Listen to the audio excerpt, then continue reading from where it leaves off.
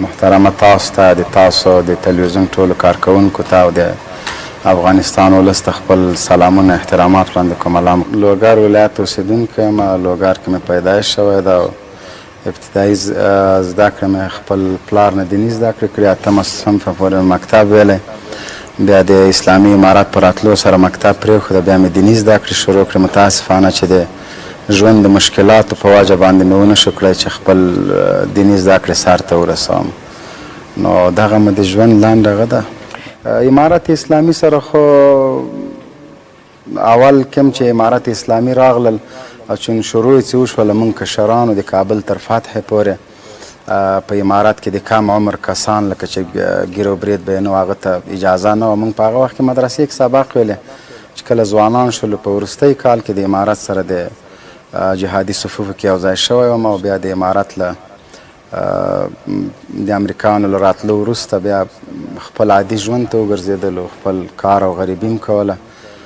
ورور مو جهاد په 2003 کې شروع کړ، نو موږ به خپل کار مزدوري کوله او خپل د ورور تر څنګ ولاړو. هغه مالي امکانات مو تقریبا له همدې خپلې بودیجې نه ورته برابروله.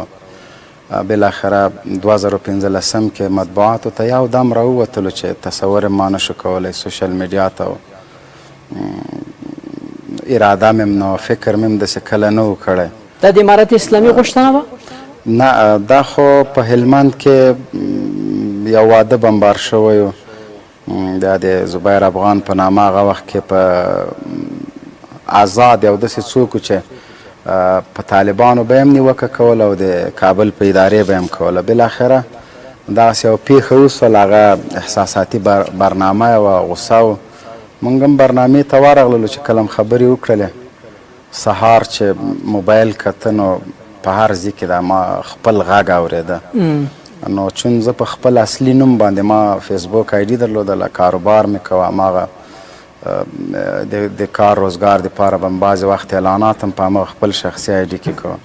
نو بس هر ځای کې به م کته مبین خان او مبین خان خبرې واورې یا خپلې خبرې به مې اورېده. نو ډېر تعجب مې یعنې خلکو استقبال ډېر زیات وکړ ستاسو خبرونه؟ تقریبا په هغه وخت کې خو فیسبوک ډېر خلکو نه استعمالوله. یو آی ډي نه د بریال قندوزي په نامه باندې غالبا چې هغه دغه خبرې کټ کړې وې، نو 4.5 لکه لیدونکي کسانو لیدلی و. نو زه په دې هم نه پوهېدم، لومړی ویډیو وه، ما عکس هم نه و، تصویر مې خپل غږ مې. نو زه خپل هم تعجب شولم. بیا بعضې ملګرو به زنګونه وه چې دا ته یې، چون حالات داسې و چې ما نشو کولی، ما به انکار کوم، نه دا زه نه یم. نه داسې ډار در سره و چې ونه پېژندل سي؟ امنیتي یو خو کار و، خپل روزګار موږ درلوده، خپله غریبي م کوله، بل امنیتي ستونزې وې. زه به کابل ته آزاد تلم راتلم، نورو ولایتونو ته، نو ما هلسې دغه کار روزګار مې صدمه پیدا نه کړي. تر ډېر وخته همدغسې زه پټ وم. نو بالاخره بیا داسې د طالبانو له ادرس نه ما ته چا نه دي ویلي چې ته دغه خپرونې په مخ ویسه، یا همداسې مخلصه ملګرو به ویلې چې استعداد ستا و، که چېرته مشکلات دي وي، د پیسو څه مشکل وي، موږ در سره کومک کوو، له خپل شخصي جیب نه یې کوو. خاص کر بریال کندوزي نه زه ډېره مننه کوم چې هغه وخت ډېر تشویق کړی یم. بالاخره هغه داسې یو خبره وکړه چې زه به کار کوم او دا پیسې ګټه به تا ته در کوم، خو ته دا کار مه پرېږده. نو ما ته هم طبعا د ده د احساساتي خبرې او دا د غیرت نه ډکې خبرې په هغه کې زړه ته کته سولې. بې له کوم امتیازه چې یا له بریال قندوزي نه یا له کوم بل اسلام پال مبارز یا چا نه تمه وکړم یا پیسې واخلم، دغه کار هم شروع کړ او تر ننه پورې چا نه امتیاز اخیستی ده، نه کومه تنخوا لرم او نه د امتیاز په تمه باندې. 20 کاله ټول په افغانستان کې موږ نه یو. د ژوند لومړي کلونه م د هجرت په دیار کې ډېر په ستونزو کې، په تکلیف، په سختیو کې، په بېچارهګۍ کې تېر کړي دي. بیا ما په 2006 کال کې د کابل په منډۍ کې دکان و، عمده فروشي د بوټونو. بیا یو 2 کاله چې ما کله دکانداري وکړله، دلته د ځینو خاینانو بدبختو لخوا زورول کېدلم او غلط راپور به دغه اوله حوزه وه، نه پوهېږم اوس مې له یاده وتلې، څلورمه حوزه کې راځي، دا د منډۍ سرای زرداد د پولیسو به بار بار تنګولم، کله به $100، کله به 50، کله به 200. یعنې رشوت یې غوښتی تاسو؟ خو بس تنګولم به سته طالب یې. زه هماغه وخت هم په همدې قواره په کول به مې په سر کوه. بیا په 2010 کې چې کله علي قدر امیرالمؤمنین الله محمد عمر اخوند وفات سو، د هغه اوازه سوله، نو د په نامه د حاجي غلام باندې د ما دکان ته مخامخ یو دکاندار هغه ناموسي کنځلې ملا صاحب ته وکړلې او ډېر په بدو الفاظو یاد که. نو ما خپل احساسات کنټرول نشو کړلی، ما د چایو ګیلاس باندې وار پې وکړه. نو چې کله همدا دوکاندار به په ګیلاس وویشتی؟ هو دا مې په ګیلاس وویشته. بس بیا پولیس راوغوښته که طالب است او یوه ورځ بندیخانه مې تېره کړله، چون هغه د مارکیټ صدر او دا بعضې ملګري دوی ویلې چې نه دا طالب نه ده، خو ده کنځلې وکړلې او بس زه منکر سولم، نه د ملا صاحب ته کنځلې نه دي کړي، ماته یې کړي دي. نو په دغه وجه باندې بیا هغه چا شاهدي یعنې دلته د جناب جنرال صاحب دروغ ورته وویلي؟ دلته مې دروغ د ځان دپاره چې ما ورته ویلې د ملا صاحب باندې ما ننګ نه ده کړی، د ماته کنځلې وکړې، چون هغه یوه دوسیه ماته جوړېدله او دا خبره چې تو ملا عمره دا مې زنه بیا 100 وارې به نور هم هغه ته کنځلې سوي، چون برداشت مو هم نه درلوده او هغه د مونږ امیر و، د مونږ د سر تاج و، د هغه په امر باندې سلګونه خلکو شهادتونه نوش کړي وو. نو داسې یو بدبختي په افغانستان کې وه.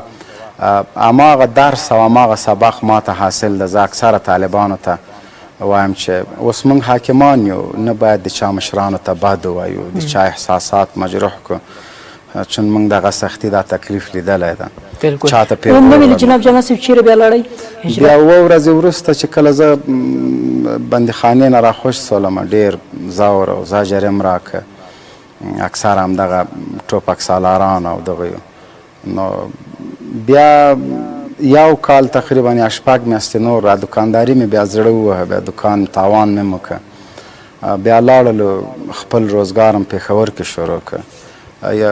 ډېر مشکلاتو له ستونزو ډک ژوند و، ډېر تکلیف و، چون نابلده و له هغه آب هوا سره، له خاورې سره. نو د 2 کالو 3 کالو په تېرېدو باندې مې نور هلته نشو کولی چې ژوند وکړم. ولې خپل هېواد برخورد یې ښه نه و در سره؟ خو د پولیسو برخورد هم صحیح نه و، نابلدي م وه، خوند هم نه راکوه.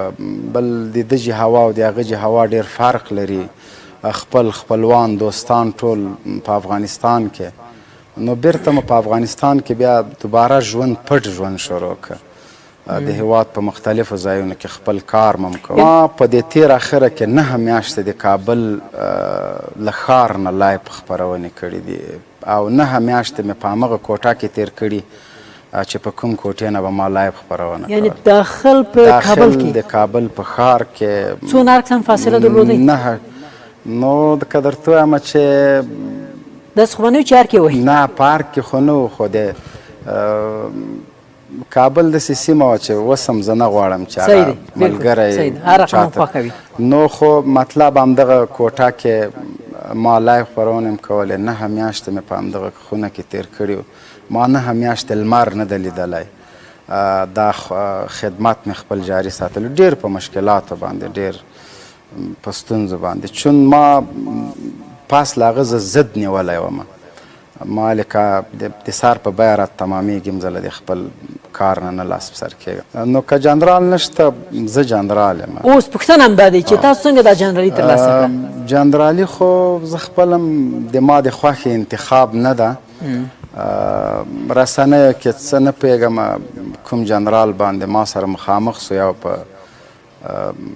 همدغه رسنیو کې نه پوهېږم د پنجشیر و، نوم یې د ما له یاده وتلی د جنرال په نامه و، خو د ما نه لایف نه وتښتېده.